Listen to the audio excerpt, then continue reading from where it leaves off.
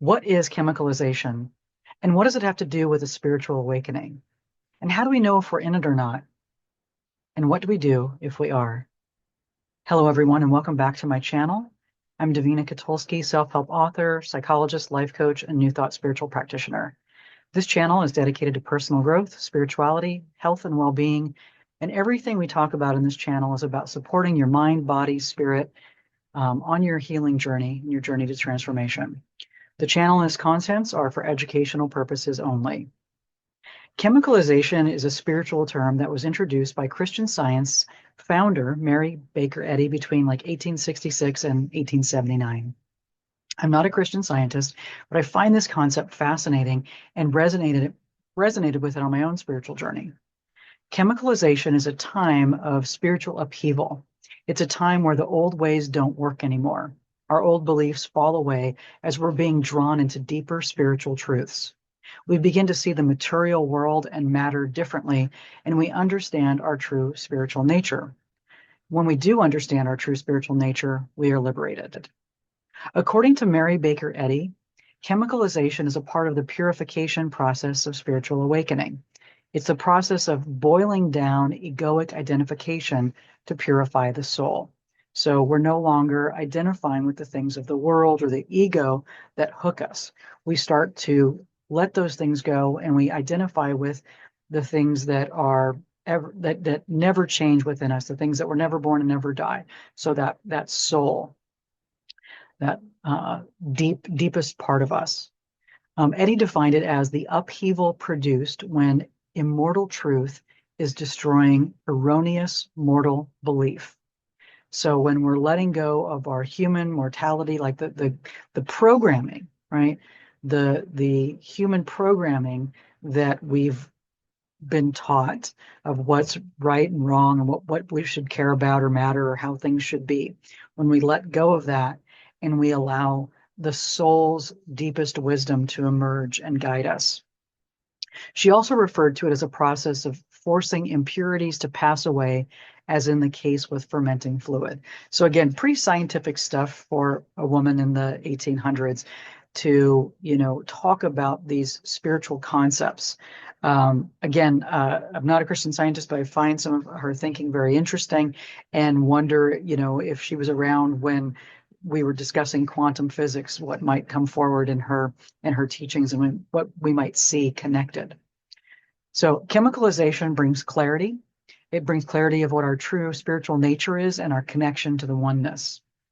Now, founder of the Agape International Spiritual Center, New Thought teacher Michael Bernard Beckwith, who is a contemporary, still speaking today. You can find him at agapelive.com.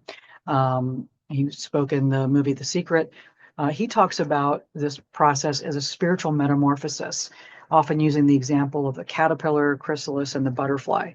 So the caterpillar lives their life, they go about its life, and then one day there's this evolutionary impulse for it to spin itself into a cocoon. While it's in the cocoon, all of the cells dissolve. And I thought this was fascinating the first time I learned this. So you've got this caterpillar, it's walking around on all its feet. It doesn't have wings. It has one way of living life. And then all of a sudden, there's this internal impulse to spin itself into a cocoon. And while it's in a cocoon, everything dissolves into mush. It's just completely disintegrating. Like all the cells, they dissolve like their function, right? So they're still there, but their function of what they've done has completely shifted.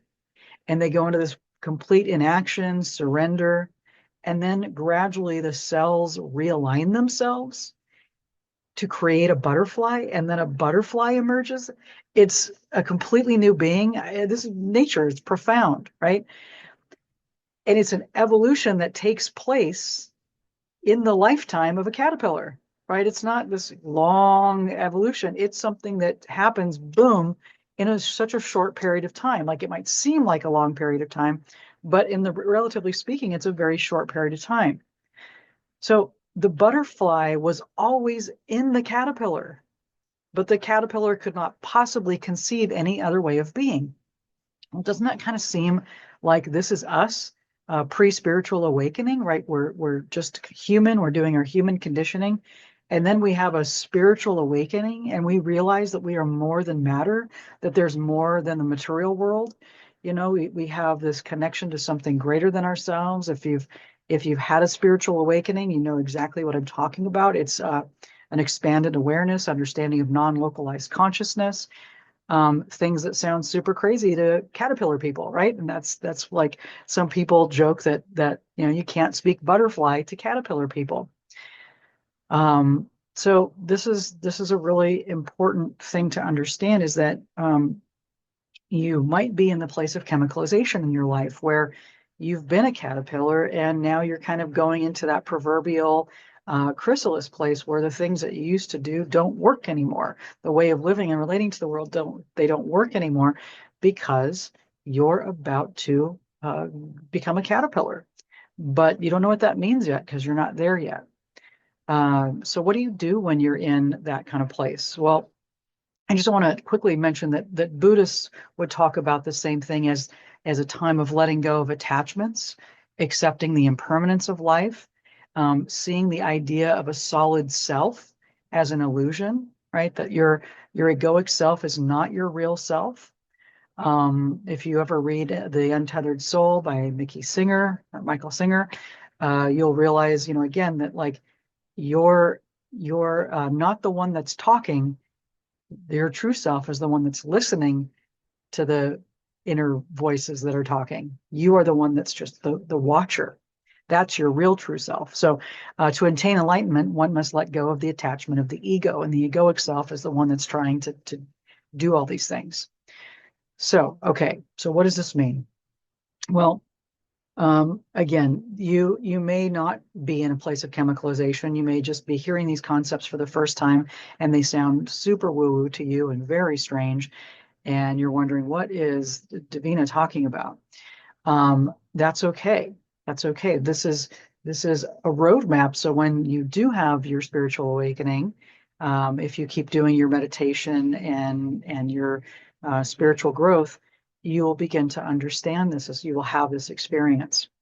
If you have started to notice that your life is really, really shifting, and what used to work for you doesn't, and who you are or who you've been doesn't make sense anymore because all the ways you've aligned yourself to the outside world with your work or your relationship or, any other status of who you are as a person who did this or a person who went to this church or a person who, you know, taught this or whatever it is, as you start to realize that you're more than that, this is the process of chemicalization. Or if you start to have interesting spiritual experiences where you have intuitive hits, or you have a telepathy experience, or some other strange thing happens, and you understand that there's more than just the material world.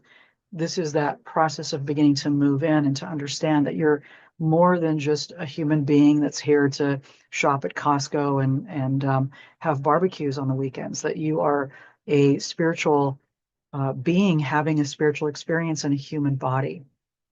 And again, what that means is that your soul is immortal, and there's more to life than meets the eye. So I think I just kind of want to stop there with that.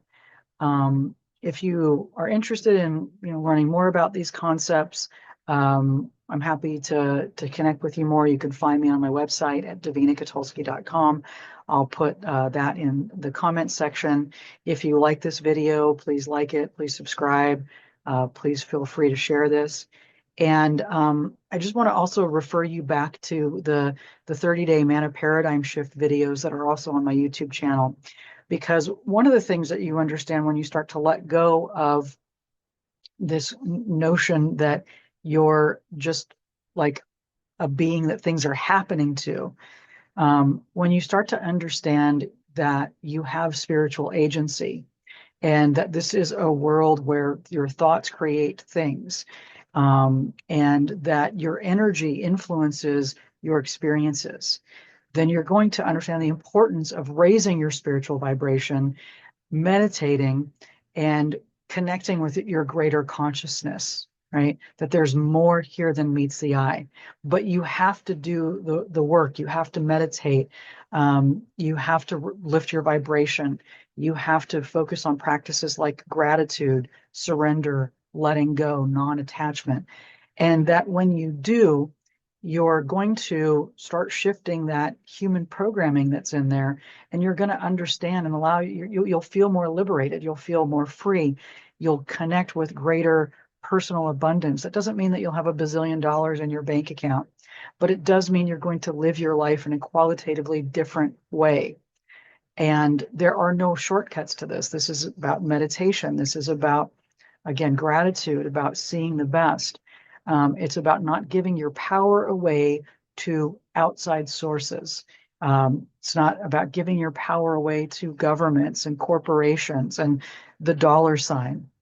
It's about really coming back to your connection, to your spiritual truth, and to your connection with the oneness of all life.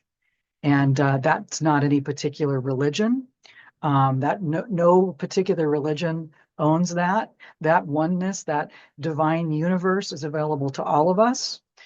And we can believe in science and believe in the oneness as well. We don't have to belong to any particular religion. We don't have to follow any gurus. This is about connecting with our higher wisdom, our soul's wisdom, our true spiritual essence. So I hope that supports you today. And I thank you for your time. And I just wish you so much love and joy on the journey. All right. Take care. Bye-bye.